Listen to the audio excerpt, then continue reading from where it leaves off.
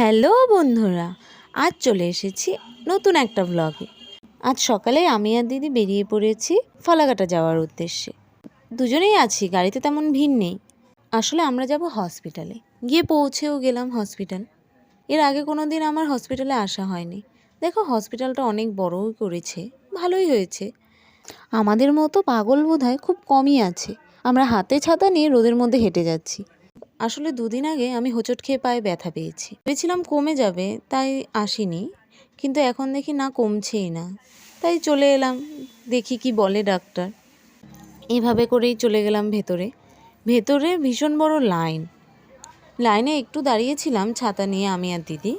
কিন্তু আমার পায়ে ব্যথার কারণে আমি বেশিক্ষণ দাঁড়াতে পারিনি, তাই আমি ভেতরে গিয়ে বসেছি আর দিদি এখানে লাইনে দাঁড়িয়ে আছে। দিদি সব করছে। দেখেছো আমার পায়ের অবস্থাটা কি হয়েছে?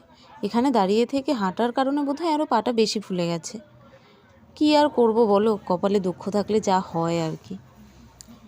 এরপর দিদি আবার লাইন দিয়েছে, আমি বসেই রইলাম, কারণ আমার পক্ষে আর হাঁটা বা দাঁড়ানো লাইন দেওয়া সম্ভব ছিল না। এরপর ডাক্তার দেখিয়ে আমি সোজা চলে গেলাম মাসির বাড়ি। আর ভিডিও করতে পারিনি পায়ে ব্যথার কারণে। যাই হোক, আজকের ব্লগটা এখানেই শেষ করলাম। বাই।